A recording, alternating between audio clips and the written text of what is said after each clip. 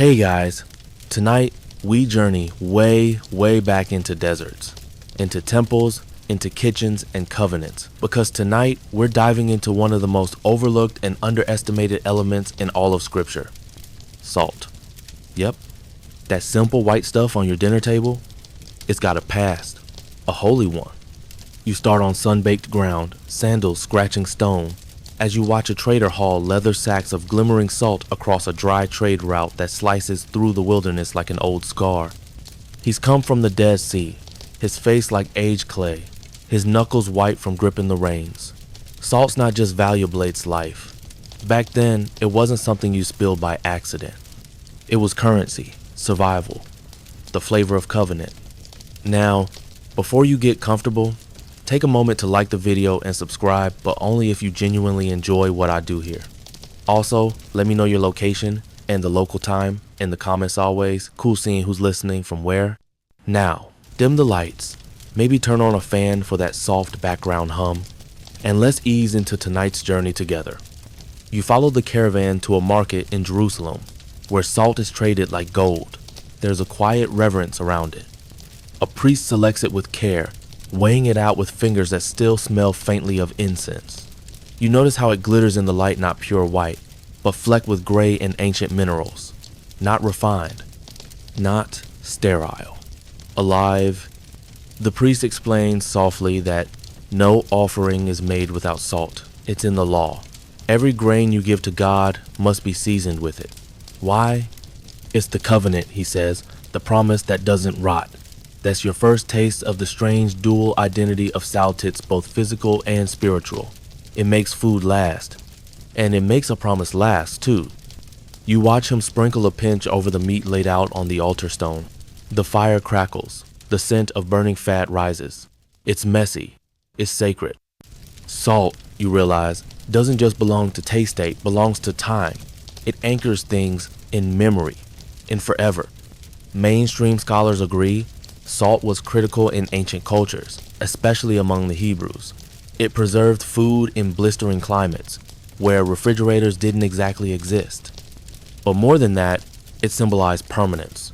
A meal shared with salt wasn't just lunch, it was a bond. You don't betray a man you've shared salted bread with. That would be, well, Judas-level bad. You walk from the temple to a small house on the edge of the city. Inside, a woman is kneading dough. Her fingers are calloused, her arms strong. Before placing the loaves on the fire-heated stone, she reaches into a small clay bowl and pinches salt into the dough. She doesn't measure. It's instinct, generational instinct. You ask her why. She shrugs and says, "My mother did it, and hers before her, makes it taste right." But you feel there's something more behind her words. Maybe she doesn't realize it, but in a world built on covenant and memory, every salted loaf is a whisper of holiness. Bread without salt is lacking, unanchored. Quirkier Jewish traditions even suggest salt is present in creation itself. There are ancient midrashic stories, kind of biblical fan theories, if you will, that imagine salt weeping when God separates the waters. The upper and lower realms divided, and the salt from the sea wants to stay near heaven. So God makes a deal. Salt will always be on the altar. Every offering, every sacrifice of salt will be there. That's your compensation, divine diplomacy with minerals. Who knew? You walk now through arid land. You stoop and taste the air, thick with dust, and somehow salt. It's in the soil. It's in the sweat. It's even in the tears of a woman praying beside a rock. Salt runs through the human body like a silent covenant. You don't feel it, but you die without it. As the sun begins to set, you sit by a fire with a few travelers who've come from far villages. One man passes around dried fish, salty, sharp, preserved. He says he cured it himself, buried it in clay with layers of salt for a week. It lasted 2 months, maybe more. It fed his whole family through a famine. You look at him differently now, not just as a fisherman or a father, but as a steward of survival. Salt isn't fancy, it's foundational. And then there's something else, a whisper maybe. Salt shows up in the strange places, like in newborn rituals, or sprinkled in shoes to ward off evil, or even in curses. You recall that some ancient armies, after destroying a city, would sow its fields with salt not just to ruin the soil, but to make a spiritual statement. Nothing grows here again. This place is judged. Scholars still debate whether that kind of salt sowing actually happened in biblical battles. Some say it's metaphor. Others say it's strategy. Either way, the image sticks with you salt as life, but also salt as death. A dual blade, a strange weapon. So you sit back and consider, if God used salt as a sign of covenant, of purity, of permanence, could it still mean something today? Maybe salt isn't just a seasoning. Maybe it's a spiritual tool. Maybe it still has the power to bind, to bless, to burn. You lean back. The fire crackles.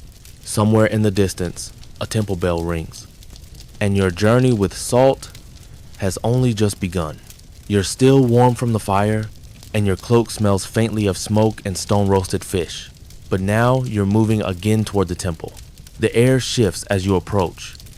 It's not just the hush or the weight of the stone gates, it's the smell. Incense, blood, bread, and salt. Always salt. You arrive just in time for the priest's preparations. They move with precision, their linen robes rustling like pages turning in a sacred book. You watch them bring forward the offerings grain, oil, animals, and there it is again, the pinch of salt. Not dramatic, not flashy, but without it, the offering is incomplete, unaccepted. This isn't just custom, it's command. You catch the whisper of Leviticus in the air. With all your offerings, you shall offer salt. The priest doesn't even flinch. As he does, I've done this 1,000 times. But you feel the weight of it. Salt isn't optional. It's the binding agent. The sign that what's being given is preserved, sacred, enduring. This is the covenant of salt. You lean closer as one of the elders explains. It's not like a normal contract, he murmurs. It doesn't expire. It doesn't fade. Salt doesn't rot, you see. That's why God chose it. You nod, feeling the logic. But there's something mystical here too. Something deeper. Theologians often describe salt as a symbol of permanence. A visual sermon about God's unchanging nature. But there's more because this covenant, it's not vague.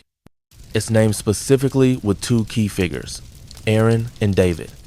You walk now through the lineage of priests, Aaron's sons, his sons' sons, all of them marked by this covenant, not just by blood but by salt. They carry it in their rituals, in their bones, in the way they say God's name with reverence and seasoning. Then comes David.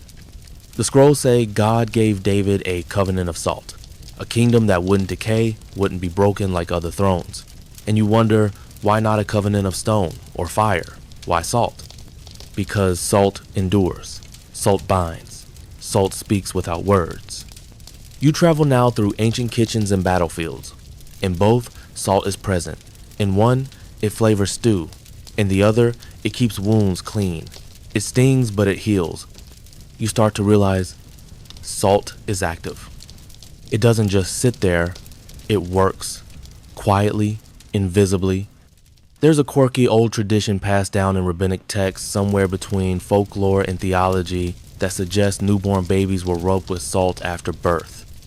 Not just for cleanliness, but to purify and dedicate them to the covenant people. Imagine that. Your first experience outside the womb is the sting of salt setting you apart, even before your first words. You sit with that image a moment longer. Then you notice something curious. Every time salt shows up in scripture, it's connected to either holiness or consequence. There's no neutral use of it. It's never just salt. It's covenant or judgment or preservation. Never bland.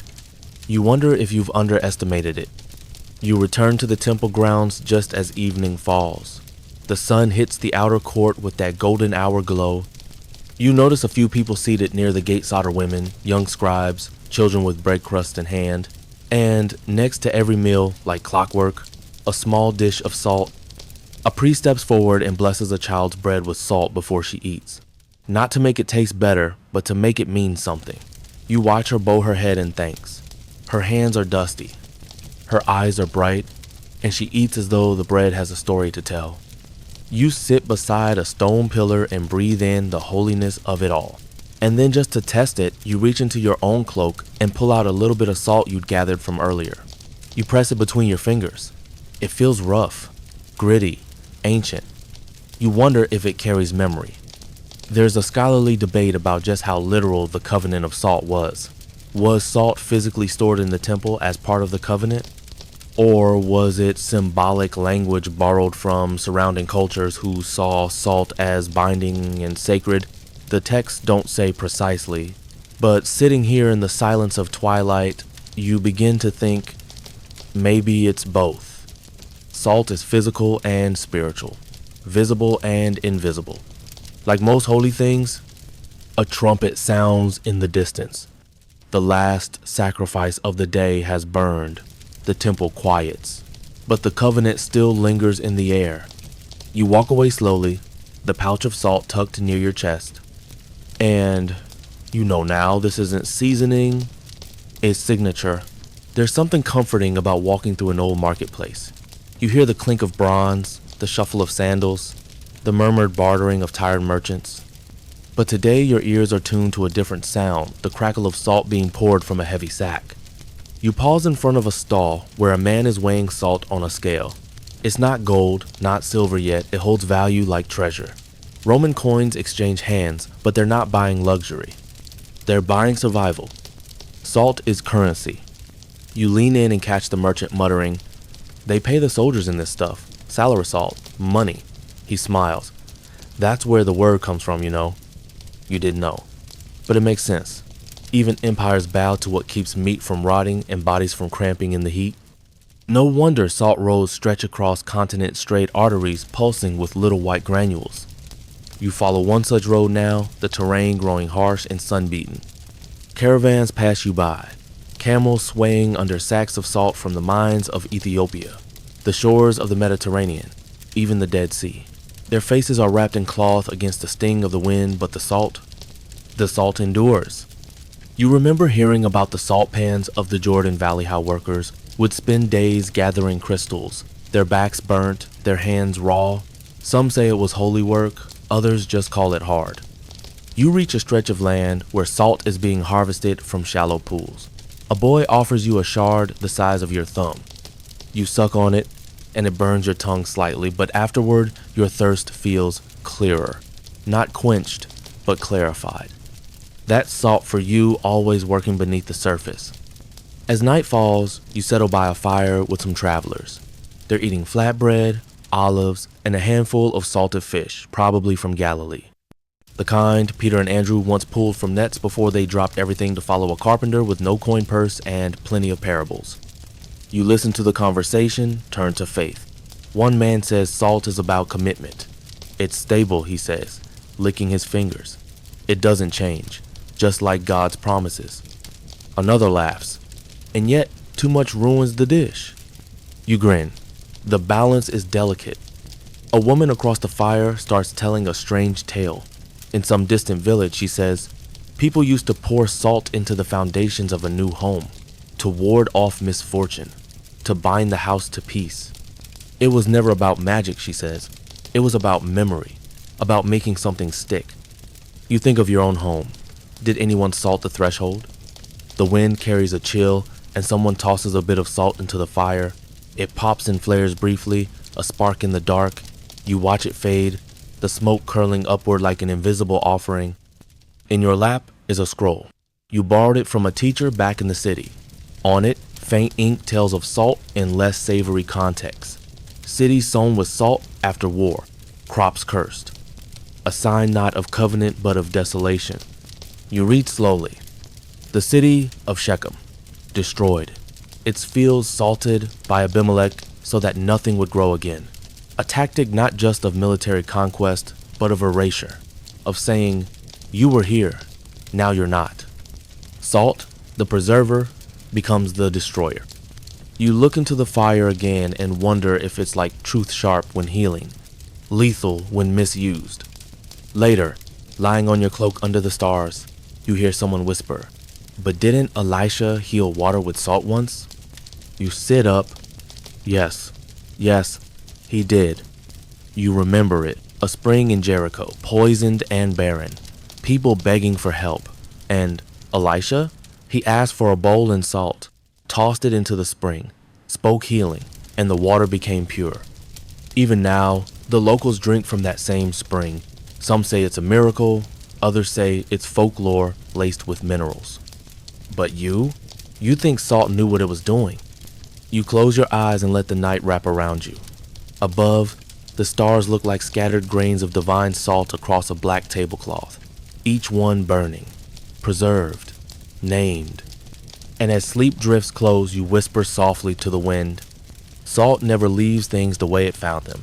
The air is crisp this morning, dust dancing in golden beams that slant through a weather window shutter. You sit on the threshold of a small house, the city still waking, and in your hands is a simple bowl of salted water, a quiet ritual. No fire, no priest, just you, the water, and the salt swirling in it like memory stirred. You heard from an elder once that salt water was used in purification rites, even outside the temple. A basin of water and salt mixed together not just for cleanliness but for consecration. You wonder how many generations of hands dipped into that bowl before meals, before prayers, before battle. A young boy walks past, barefoot and half asleep, and mutters something about Lot's wife turning into a pillar of salt. You smile because that story always raises eyebrows. But today, it sticks differently. You rise and follow him through the alley, past a fig tree trying its best to grow out of stone. The story begins to unfold in your mind like a tapestry Sodom, fire, fleeing footsteps in the night, and one backward glance. You're not sure why she turned. Curiosity, regret, a final goodbye? Scholars still debate the meaning of her transformation. Was it punishment for disobedience, or metaphor for clinging to the past? Either way, her fate is immortalized in salt. And here's what haunts you. The salt doesn't just destroy, it preserves. Her story remains, crystallized in history, a woman frozen in time, indecision. You arrive at a cliff edge. Below, the Dead Sea glistens with an otherworldly sheen. The water is so dense with salt that no fish can live there. No boat rolls smoothly. But the salt floats, suspends. Even in death, it holds things up.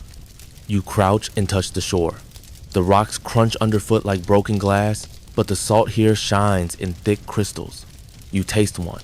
It's sharp, pure, oddly satisfying. And it makes you think, maybe salt, like faith, sometimes tastes bitter before it nourishes. Back in the village, the women are salting meat, not just for flavor but for survival. They'll pack it for journeys, tuck it in linen, feed their families for days off this preservation. Salt keeps life going even when there's no fire burning. You sit near a young girl spreading salt into small clay dishes and lining them on the windowsill. "To keep the spirits out," she says plainly, as if it's obvious. You blink. "Spirits?" She shrugs. "My grandma says salt stops things that don't belong." You file that away. Salt as a boundary, not just physical, but spiritual. It reminds you of those strange superstitions whispered across centuries. A line of salt across a doorframe, a pinch tossed over the left shoulder. Some laugh, others believe, and somewhere in the middle, the unseen realm scripture hints at, where salt might just be more than mineral. You stroll to the synagogue as the sun peaks. The rabbi is teaching from the scrolls today, and your mind lingers on salt like it's its own text. He reads slowly, pausing between phrases. "Let your speech be always with grace, seasoned with salt." You tilt your head. Seasoned with salt? You think about that. Not loud, not boastful, but seasoned, meaning thoughtful, preserved, wise. Salt doesn't overwhelm the dish, it deepens it. So too with words. There's a worn bench outside, and you sit with a man who's sharpening a blade. He doesn't speak for a while, just the scraping sound of metal on stone. Eventually he says, "People forget that salt was once rubbed into wounds."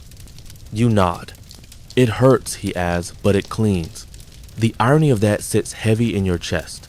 Salt as pain, salt as healing. You run your thumb over the rim of the bowl you still carry. There's a faint film of dried salt clinging to it now, like the residue of prayer. And suddenly, you're reminded of an obscure line buried deep in the Torah God instructing Moses to make holy incense with precise ingredients. and salt is one of them. Not for smell, not for taste, for binding. The rabbis say salt makes the incense holy not because of what it adds, but because of how it binds all the other ingredients together. Salt is the glue of sacred things. You step into a quiet garden behind the house. Olive trees sway in the breeze. You pour a few grains of salt onto your palm and let them fall, one by one, into the dirt. Not wastefully, ritually. Salt has been present in the holiest places, on altars, in loaves, in language, in tears. And maybe now, in this quiet garden, in the slow movement of your hand, it's reminding you that nothing sacred is ever lost. Just preserved. Morning breaks slow and sleepy, like the olive groves themselves are reluctant to stir. You wander through the dusty paths with your hands in your sleeves, thinking about Elisha's Southal, it turned death into life with a simple gesture. That thought still lingers, like salt on the tongue. Quiet, persistent, hard to forget. You pass a shepherd with a flock of sheep and pause to watch. He's tossing bits of salt onto the rocks, and the animals gather eagerly to lick at them. Keeps them thirsty, he tells you with a grin. Thirsty sheep follow better. You raise a brow. So salt leads them? Salt reminds them, he shrugs, of what they need. You keep walking, and the metaphor trails behind you like a clever dog. Salt makes them thirst, makes them follow, makes them listen. Somewhere in your bones, that sounds familiar. Later that afternoon, you're in a courtyard watching a group of students scribble on wax tablets. The teacher, an older man with ink-stained fingers, reads aloud from a scroll of Leviticus. You barely catch the words, but one phrase repeats like a refrain. Do not let the salt of the covenant be lacking. You lean forward. The salt of the covenant? You've heard this before, of course, but this time it lands differently. Salt, not blood. Salt, not fire. God's agreements preserved with flavor and permanence. Salt doesn't decay. Salt stays. You wonder how many covenants were sealed with salt behind closed tents, sprinkled between hands, rubbed into loaves baked before dawn. And then you remember something odd you read once how. In ancient cultures, two parties might eat salted bread together as a bond. No contract, just a shared bite and trust in the salt to hold it sacred. Scholars still debate whether Hebrew covenants use literal salt that way, but metaphor or not, it stuck, just like salt does. You head down toward the shoreline as the sun begins to lean westward. The air smells briny. You remove your sandals and step onto the salt-crusted beach.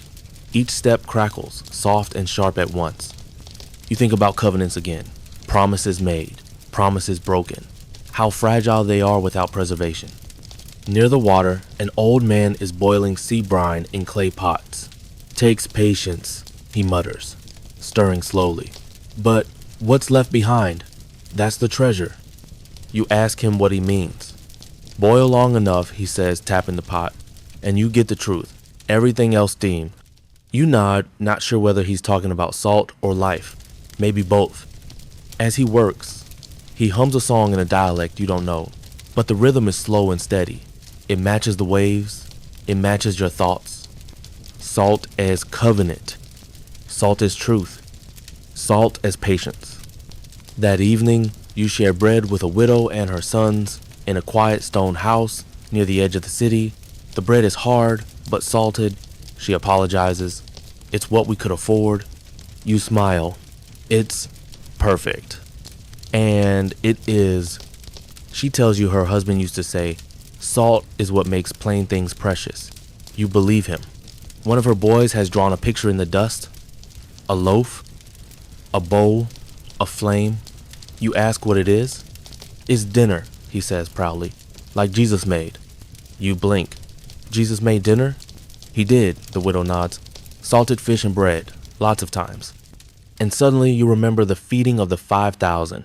A boy's basket, loaves, fish, salted, likely, or they'd have spoiled, multiplying flavor and sustenance until the crowd was full. You wonder, did they taste the salt? Did they even notice?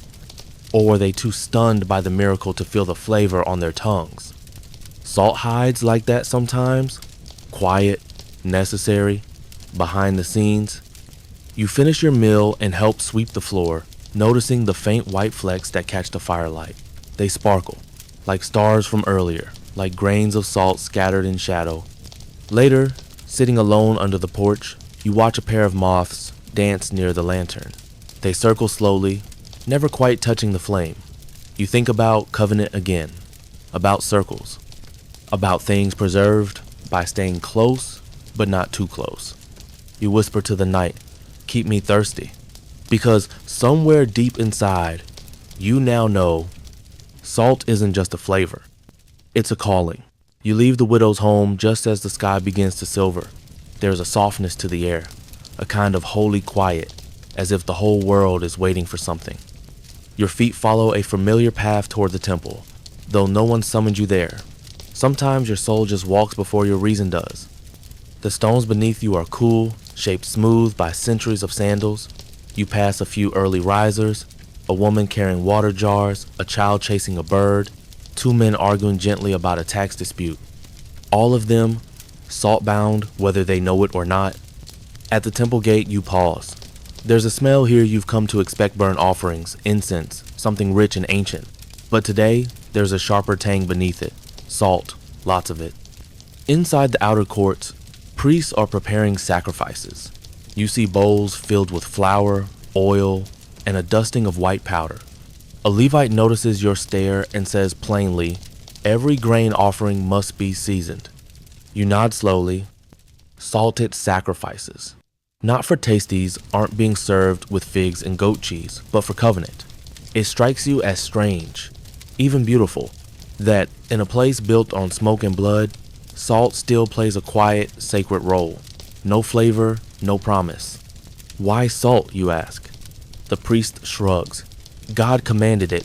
Salt doesn't spoil. You glance toward the altar, and a fringe memory floats up how Aaron and his sons were instructed to offer sacrifices with salt always included. Not sometimes, always. Scholars still debate whether that command was symbolic or deeply practical. Maybe both. Maybe the physical act was meant to echo something deeper, something about preservation not just of food, but of faith. You sit on a bench near the wall and watch the rituals unfold. A young boy brings forward a lamb, eyes wide with solemnity. The animal is spotless. The process is careful. Every gesture measured. Someone nearby murmurs, "We keep forgetting the salt." You lean toward the voice. She's an older woman, eyes crinkled like parchment. In life, she clarifies, "We bring our offerings, our prayers, but no salt, no covenant, just noise." You nod.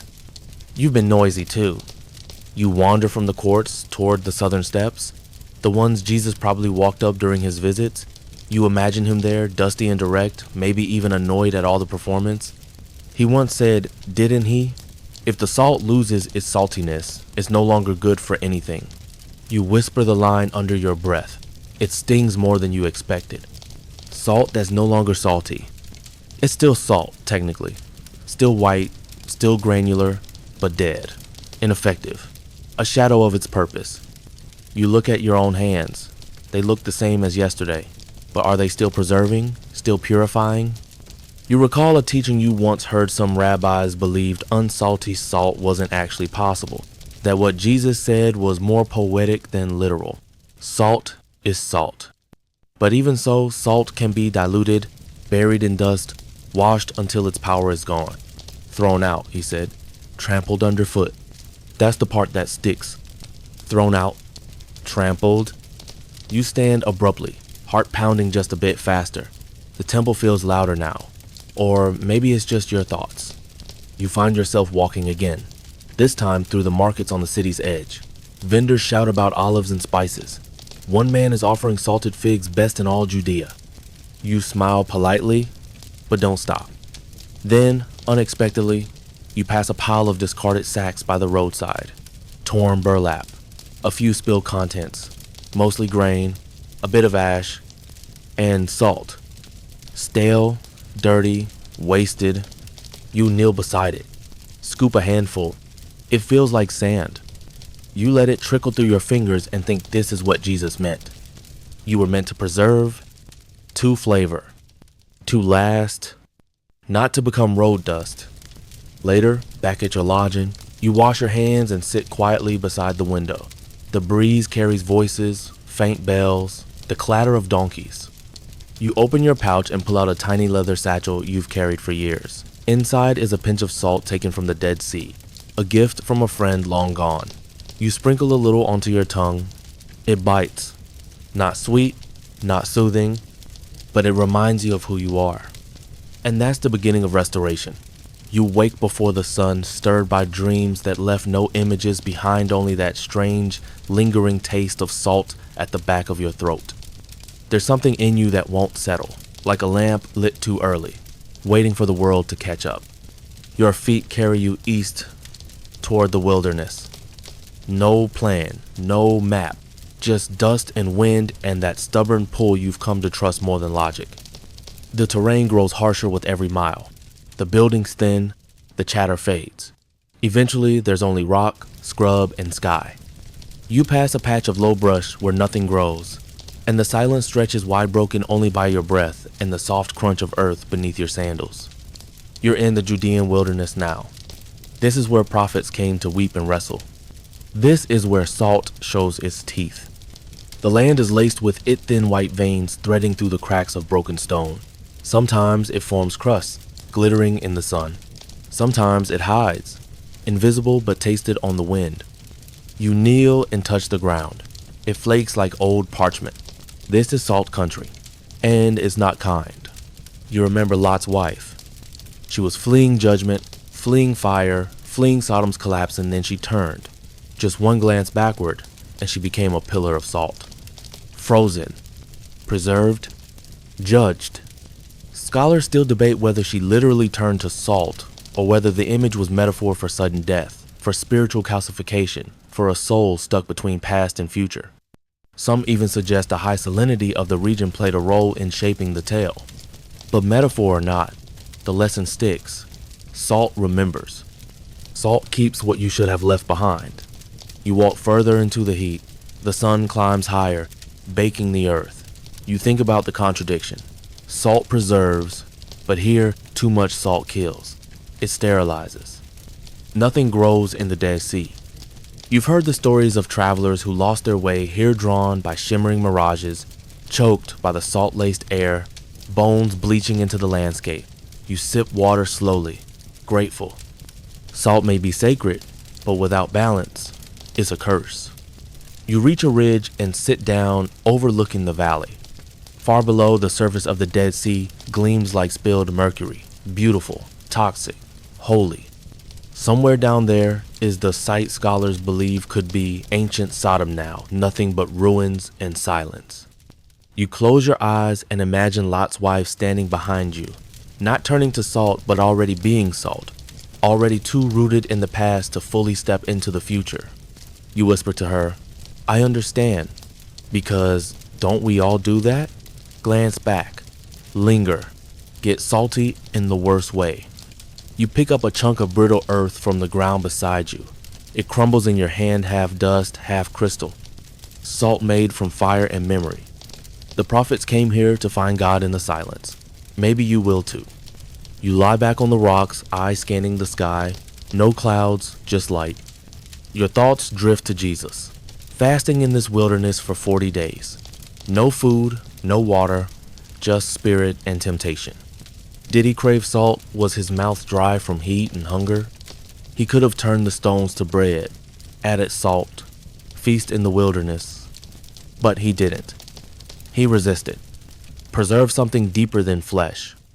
It strikes you then, salt is not just what you consume, it's what you hold back from too, what you fast from, what you endure. The wind shifts, carries a trace of brine. You sit up and scan the horizon. Somewhere beyond this dust, beyond this trial, beyond the past petrified in salt, is Galilee. Home, future, a promise that doesn't look backward. You rise slowly, brush the salt from your robe. Some of it sticks, and that's okay. Some parts of you are meant to remember, but you won't become a pillar. You keep walking. You return from the wilderness, changed, not dramatically, not in the way people write songs about, but subtly, like salt working its way into the dough. invisible and undeniable. The dust clings to your ankles, and the wind seems to hum just under your breath, like it learned your name and won't let it go. The city greets you with noise. Vendors shout. Children dart between carts. A man drops a clay jug and curses in a whisper, embarrassed more than angry. It all feels louder than before, like you've stepped back into the world too fast, like you need time to recalibrate. But that's what cities are. Loud, alive, needing salt to preserve their core from decay. You slip through alleys until you reach a small, shaded courtyard. You're here to meet an old friend, a woman named Elisheva, who runs a bakery not far from the southern wall. She greets you with flour on her hands and warmth in her eyes. You've been somewhere dry, she says, handing you a piece of bread still warm from the oven. You nod. I found salt. She smiles knowingly, though she doesn't ask where or why. You both sit, sharing the loaf in quiet. It's just right soft inside, crisp crust, and that perfect bite of salt. You know, she says, brushing crumbs from her lap. Bread without salt doesn't rise the same. People think yeast does all the work, but salt keeps it steady, tells the dough when to stop. You blink. There it is again, salt, not just preserving, not just purifying, but directing, setting limits, shaping growth. Who knew holiness had to do with timing? Elisheva continues. My grandmother used to say the covenant was kneaded into every loaf. If the bread was flat, maybe the heart was too. You laugh softly. That sounds like her. She nods, then pulls a small pouch from beneath the table. Here, I've been saving this. Sea salt from Joppa. Traded for it with a Phoenician who owed me a favor. You open it carefully, let the grains fall into your palm. They sparkle in the light, almost pink with mineral veins. This salt has traveled just like you. Scholars still debate how ancient trade routes spread not only spices and textiles, but theology. How the salt from Tyre or Cyprus might have passed through the same hands that wrote the scrolls of the prophets. Salt carries stories. You pocket the pouch, promising yourself you'll use it careful only in meals that matter. That night, you're invited to a shared meal in a house you don't recognize. Someone knows someone who heard that you've returned from the wilderness with something burning in your chest. You don't argue. The room is dim, candlelit. There's laughter, nervous and sincere. Bread, olives, fish. A man offers a blessing before eating. Not too long, but long enough for your spine to feel something shift. He breaks the bread, hands it to you. You chew slowly. Salt, perfectly balanced, and it hits you. Every time Jesus broke bread, there would have been salt in it. Every Last Supper, every meal with tax collectors and sinners, every hillside sermon with baskets of loaf of salt was present. Humble, unseen, but without it, everything would have been bland, weak, perishable. You sip wine, let it settle beside the salt. Together, they say more than words ever could. Someone nearby asks, what was it like being out there alone? You pause. Dry, you say, but not empty. There's a silence, thick and thoughtful. Later, you help clear the table. You notice a cracked jar in the corner, filled with coarse salt for cooking. It's slightly damp, sticking together in clumps. You break one apart and whisper, stay sharp. You know now that salt can lose itself, get wet, get buried, get forgotten. But if you keep it dry, keep it close, it does what it was born to do. Preserve, protect, remind. Before you leave, the host presses a folded cloth into your hands. For the road, they say. Inside is a small loaf, salted, simple. The blessing lingers in your mouth long after the bread is gone. You walk home slowly, the city quieter now, the stars blinking like ancient watchers. Salt in your pocket, salt in your soul. Not loud, not proud, but ready. The next morning, you wake before dawn, not because you have to, but because something inside you wants to catch the day before it fully begins. The air is still and cool, like the city is holding its breath. You sit by the window, loaf untouched, salt pouch in your lap, and you let your thoughts move backward. Back to the temple. Back to sacrifice. Back to smoke and blood and rituals so detailed they could make a scribe dizzy. You remember how every offering, whether grain or meat, rich or poor, was required to be seasoned with salt. Not cinnamon, Not honey, salt, and not just a pinch. A covenant of salt. It always struck you as odd. Why would God insist on salt as part of a sacred offering? Why not something more fragrant, more elaborate, something that smelled like heaven? Scholars still debate whether the salt in temple sacrifices symbolized preservation of the covenant or served a more practical function like enhancing the flavor for the priests who consumed the portions. But even the most practical explanation can't erase the weight of those words, a covenant of salt. Salt as promise. Salt as permanence. Salt as proof. You slip out and head toward the outskirts of town, toward the ruins of what was once a small altar-long, disused but still standing, cracked and moss-covered. You kneel beside it and imagine the past coming alive again, a Levite chanting, a worshiper approaching, a grain offering sprinkled with oil and salt before the fire consumes it. You whisper, "Let this still mean something." You pull the pouch from your robe and scatter a few grains over the stone. They sparkle briefly in the low light, then vanish into cracks in time. No fire, no priest, just you and memory. But still it feels like worship. You rise and make your way to the marketplace. The city is waking up. You pass a woman with arms full of garlic, a man grinding herbs, a child chasing a pigeon with questionable coordination. Life is loud again. At the spice vendor's stall, you spot something strange as salt blocks, carved and etched with tiny Aramaic inscriptions. Decorative, maybe more. From the mountains, the vendor says, not bothering with specifics. Blessed salt. You lift one. It's cool to the touch, heavy. You read the inscription. The Lord keeps his word. You buy it without haggling. It's too true to bargain with. Later that day, you're invited to the home of a scholarone of those quietly intimidating types who speaks 10 languages but still asks if you want more olives. His scrolls line the walls, candles burn low. He's been researching salt references in ancient Mesopotamian texts and Egyptian burial practices.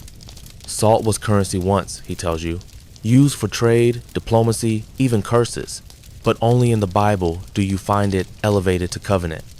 You nod, sipping tea. He gestures toward a scroll fragment.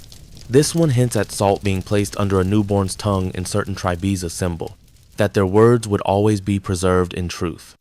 Is that biblical, you ask? Not quite, but it lingers in the shadows. You leave with more questions than answers, but that feels right. Salt doesn't give everything away. It hides in the dish, disappears into dough, but you know it's there because you feel it. At sunset, you return home and light a single lamp. You think again of Jesus' words, "You are the salt of the earth." Not "you will be," not "try to become." You are, not optional, not flavoring, foundational. You reach into your pouch and place a pinch on your tongue.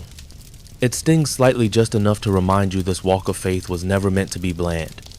Just enough to remind you you're still part of the covenant.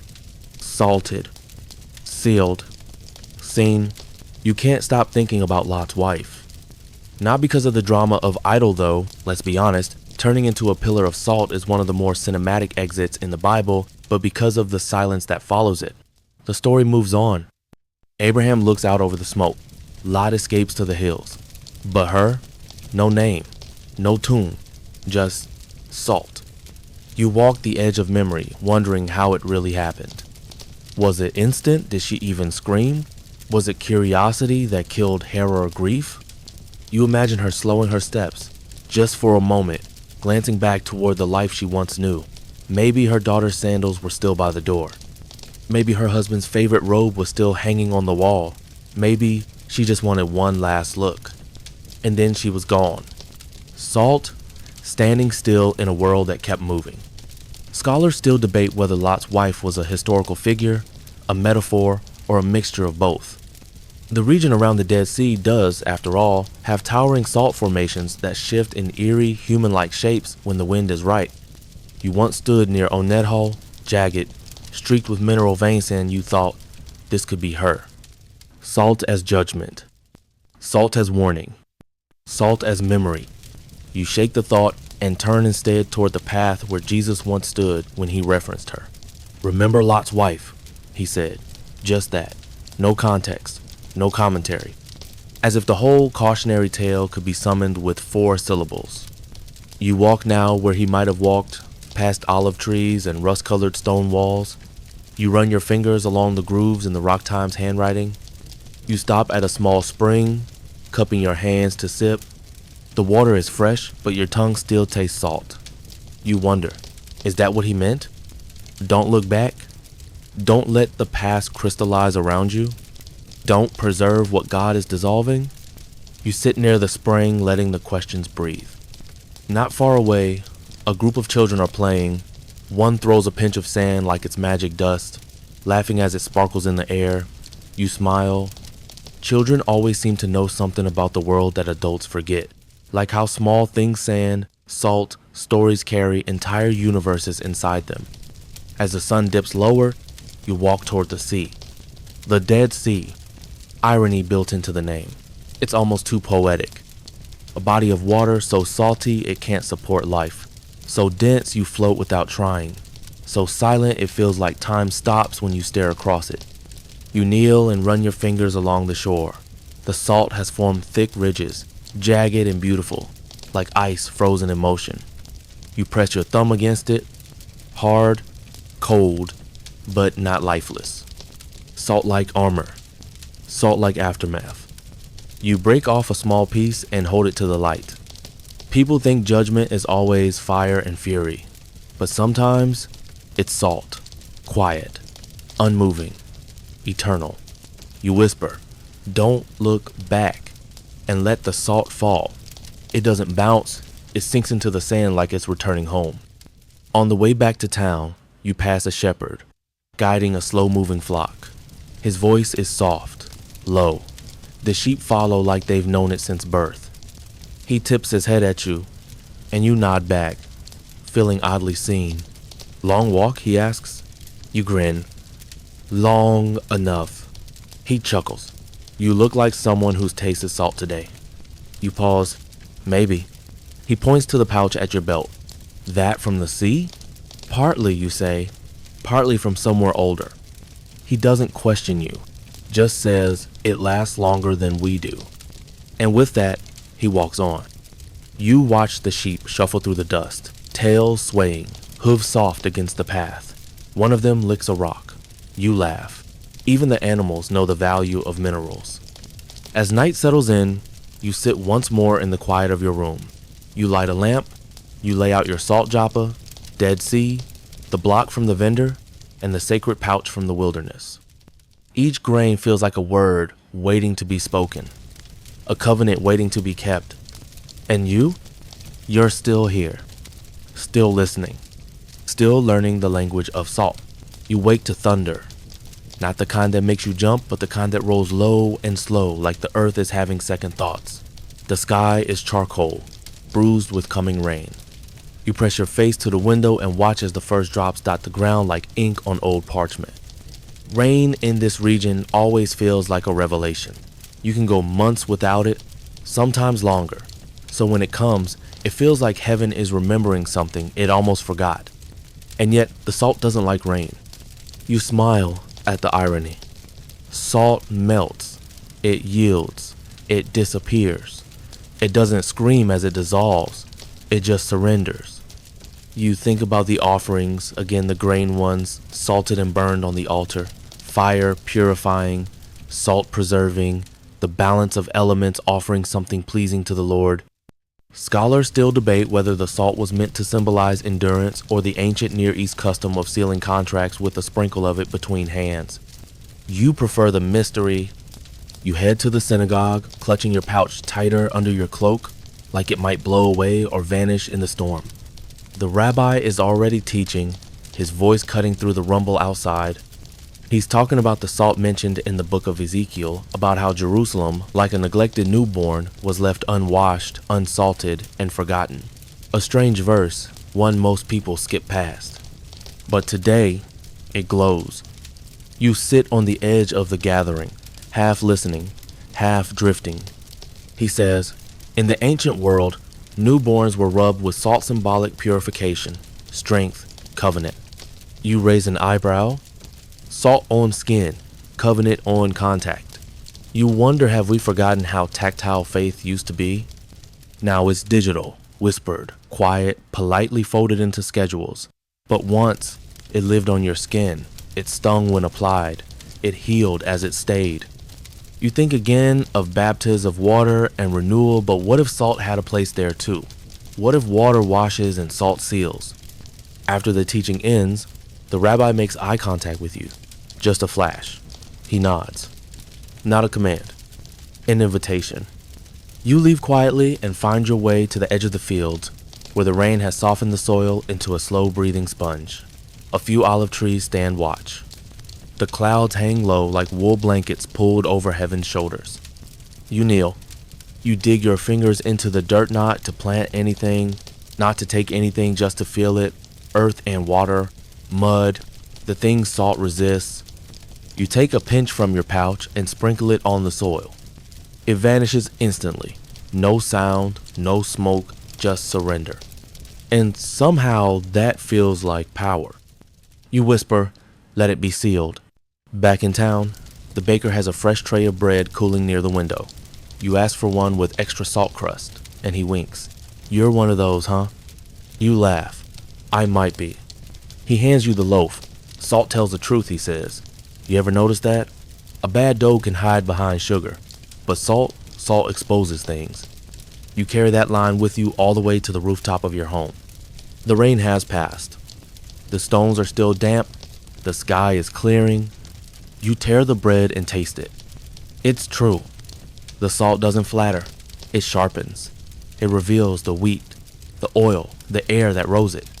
You sit in silence, the taste still on your tongue, and you wonder what else you've tried to sweeten instead of see clearly. What have you sugar-coated? What have you silenced that should have stung? You close your eyes. The pouch rests beside you like a quiet friend. You reach in, feel the grains between your fingers, and make a promise and nothing loud. Nothing dramatic. Just a simple vow. To be salt. Not just to carry it, but to be it. Preserving. Revealing. Anchoring. Still here, even when the storm washes everything else away. Evening settles in like a hush. The sun, now a bruised ember on the horizon, sinks behind the hills, casting long shadows that stretch like memories across the earth. You watch it in silence, the salt pouch resting in your lap, its weight oddly reassuring, not heavy, but solid like a promise you didn't know you made. You think again of Jesus' words. You are the salt of the earth. He didn't say carry it or use it. He said you are it. That wasn't poetry. That was identity. And identity, you've learned, always costs something. You wander down to the edge of the village where an old cistern sits half forgotten beneath a fig tree. You've passed it 100 times, never stopped, but tonight, something about it calls. You peer in a water, just darkness and echoes. A few pebbles, maybe a broken jar at the bottom. Useless, someone might say. But you remember Elisha throwing salt into poisoned water to heal it, not to flavor it, not to season it, to restore it. Bring me a new bowl, he said, and put salt in it. You whisper the words aloud, the stone lip of the cistern catching your voice. Maybe this old place isn't useless. Maybe it's just waiting for salt. You scatter a pinch inside, not to be clever, not to be mystical, just to remember. To remember that even bitter water can be healed.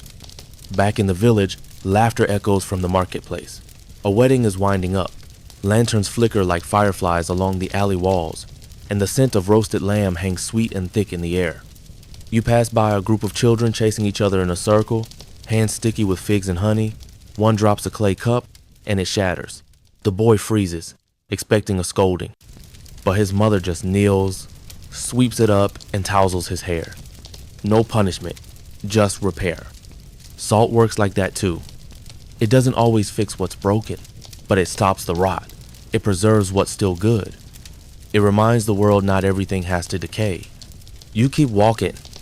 A man selling fish waves you over. His catch is wrapped in wet linen, eyes glassy from the journey inland. You ask how he keeps them fresh. He taps a barrel behind him. Salt. You ask if he uses it every time. He grins. It's either salt or spoil. You nod and move on, the answer curling around your thoughts.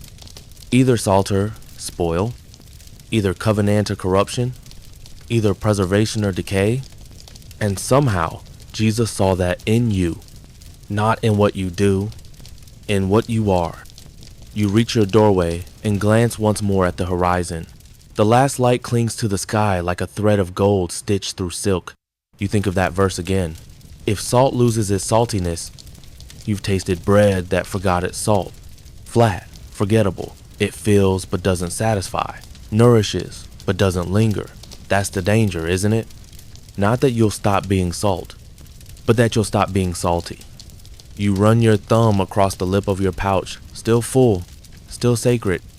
Tomorrow you'll give some to a neighbor her boy's been coughing for days, and she believes a pinch near the bed helps ward off fever. Science might scoff, but you don't. Faith has room for gestures too. Before you sleep, you kneel by your window and whisper a simple prayer, not for power, not for answers, just for preservation, for the strength to be what you were called to be. Salt, not always loud, not always seen, but always there, working its quiet covenant beneath the surface. You lie back and let the hush return. The village breathes, the stars blink into place, and somewhere, out beyond the edge of what you know, another salt story waits to find you. The night air hums with silence.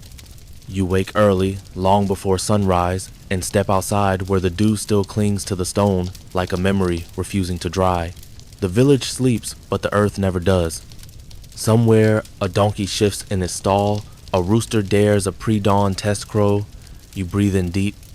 Salt on the breeze. Not literally, of course. You're not near the sea, but there's something briny in the air this morning, something ancient. Something that reminds you this land was once covered by water back when the world was young and chaos hadn't yet been tamed into continents and kingdoms. You walk down toward the outer fields. There, on the far side of the dry ravine, is a place few visit. The remains of a small outpost, burned and half buried by time. You heard it was once a watchtower, maybe even a garrison. Now it's just ruins and wild thyme. You step over the stones and enter what's left of a room. A few charred posts, a ring of soot. You crouch and scoop some of the blackened earth. It crumbles in your hand like crushed dreams. Salt wouldn't have saved this place. But you wonder, had it been salted spiritually, covenantally, would it have endured? Scholars still debate whether the salt of the covenant in Leviticus refers only to preservation or something Deborah divine transaction, an unspoken pact in mineral form. Salt wasn't just seasoning, it was ceremony. You rise and look east. The first light stretches thin over the horizon, soft as linen. You reach into your pouch and scatter a bit of salt over the ashes. Not for purification this time, but for memory, to say, I see you, you were here, you mattered. Salt remembers what time forgets. As you walk back toward the village, a young shepherd boy meets you near the well. His eyes are red. He's been crying. One of his goats has wandered off. His father told him it was just an animal, but the boy disagrees. I named her, he says. You nod. You know how that feels. Loss is salt's twin, after all. One preserves, the other proves something was once whole. You sit with him, say nothing at first. Just listen to the silence between his breaths. Then you reach into your pouch and place a few grains in his palm. For what? He asks. You shrug. For memory, for her name, for not forgetting. He clutches it like treasure. You don't need him to understand the theology, just a gesture. Later that morning, you find yourself in the market square. A traveling teacher is speaking under the fig tree, surrounded by a small, attentive crowd. He's quoting the Sermon on the Mount. You are the salt of the earth, he recites. But if the salt loses its saltiness, he pauses, looks around, and instead of explaining, he simply asks, how does salt forget who it is? Silence. Then someone laughs awkwardly. The teacher smiles. Exactly. You stay long enough to hear him finish, then slip away quietly, the words still echoing. How does salt forget who it is? You remember a time you did back when you tried to blend in, when silence felt safer than truth, when dilution looked like peace? But peace without salt is just soft decay, politeness that lets rot take root. You won't forget again. Back home, you take your pouch and pour a small mound into your hand. It sparkles in the sunlight like crushed pearls. You whisper to it, maybe to yourself, "Stay sharp, stay sacred." You toss a bit into the fire, not to flavor anything, but to remember you're still part of a covenant. One grain at a time. You dream of rivers, salt rivers. In your sleep, they wind through deserts and cities, through ruined temples and bustling markets, flowing not with water, but with something crystalline and ancient. And everywhere they touch, the air shifts. People stand taller, eyes light up, dead things stir. You awaken before dawn with the image still clinging to your thoughts, like a whisper you can't quite catch. You rise, stretch, and make tea. The steam curls like a question mark in the pale light. You're not sure what it means, this salt river, but it follows you all morning, through your errands, through the story the rabbi tells by the bread stand about Lot's wife. You've heard that one 100 times.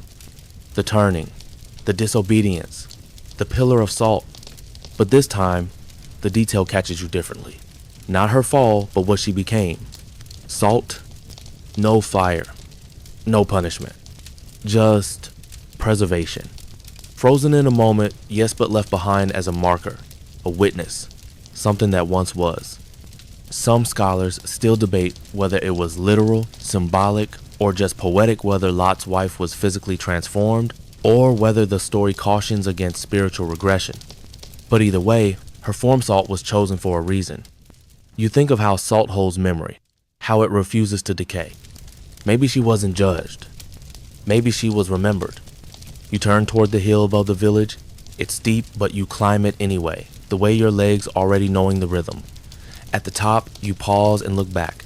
The homes, the roads, the old fig tree. It's all smaller from up here, quieter. You pull the pouch from your side and open it. Only a little left now, but that's fine. Salt was never about quantity. You take a few grains and press them into the ground, just beside your sandal. A strange gesture, but something about it feels like a sealing. Not for magic, not for ritual, for remembrance. You whisper, for what was, for what will be. The wind answers with silence. Back at home, an old friend stops by. She brings bread flat, simple, slightly burnt at the edges. You share tea, trade stories, and laugh about things that stopped being funny years ago and started being sacred instead. She asks if you still carry salt. You nod and show her the pouch. Her fingers brush it gently, reverently. She tells you her father used to throw salt over the doorway every Sabbath, just a pinch. He said it kept the bitterness from crossing into the house, she adds with a grin. You both smile. You don't need proof. Some truths are deeper than verification. After she leaves, you sit by the fire. The embers glow. Outside, a breeze stirs. You find yourself humming a melody you don't remember learning. Something old. Maybe from the Psalms. Maybe older. Salt is in everything you realize. Not just food or contracts or altars. It's in tears. In blood. In the oceans we crossed to reach each other. In the covenants we make without words. It's why God told the priest to never offer a grain offering without it. Because even worship needs preservation. Even praise needs to endure. Later, before sleep, you walk once more to the old cistern. You peer in, still empty, still waiting.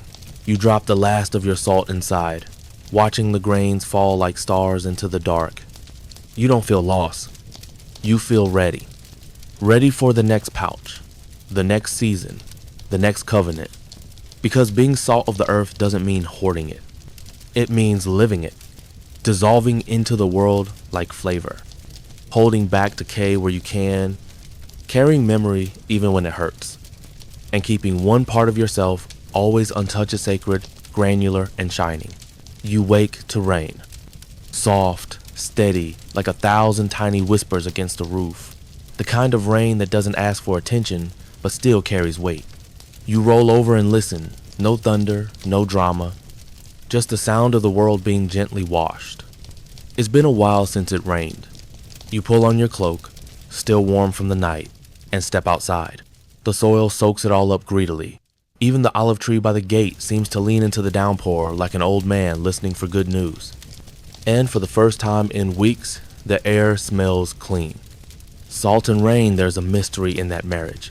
One preserves, the other renews. One stays, one moves. But when they meet, you get tears, you get ocean spray, you get baptism. Scholars still debate the salt content of ancient purification rituals. How much was symbolic? How much was practical? But to you, the meaning has always been clear. You don't truly clean something without a little sting. You reach the well. The rim is slick, but you lean over it anyway, not to draw water, just to see. The reflection is murky. Your face dances with ripples, like time itself won't let you look too long, but it's enough. You're still here, still salty, still sacred. Later in the day, a merchant arrives in town. He's loud, colorful, carries spices and stories in equal measure. People gather, drawn by cinnamon, laughter, and his wild beard that could hide small birds. You stay back, amused. But then, you hear it. He's telling the story of Elisha healing the water with salt. You edge closer, pretending to look at jars. He says, the spring was cursed, undrinkable, but the prophet poured salt into it not to season it, but to speak to it, to say, you're clean now, you're healed. The children stare, wide-eyed. The old ones nod. You press your fingers to your pouch out of habit, then remember it's empty. And yet, somehow, you feel it's still with you. In your fingertips, in your tongue, in your prayers. You pass by a woman kneading dough. She's humming, focused, sleeves dusted with flour. You offer to help. She laughs and hands you a lump to roll. This is the tricky bit, she says. Too much salt, and it's ruined. Too little, and it's bland. You nod, smiling. Balance. It's always about balance. Even in faith. Even in the fight against rot. Even in how we speak seasoned with grace, Scripture says. Not smothered, not bitter, just right. You add a pinch. She approves. The dough rises slowly beside the fire, patient as morning. Before you leave, she hands you a new pouch. For the road, she says. You open it. Salt, coarse and clean. You smile. It's more than a gift. It's a passing of flame. You walk home as twilight settles over the hills. The village glows, lamps flicker, laughter spills from doorways, and in that in-between light, you feel the question settle. Was salt ever a weapon? You consider it. It doesn't slay, doesn't burn, doesn't blind, but it preserves what's good. It holds memory against erosion. It flavors truth. And sometimes, just sometimes, it heals poison wells. You nod to the dusk. Yes, a weapon not of violence, but of endurance, of defiance against decay, of sacred resilience. And you, still walking, still carrying, still remembering, are part of it.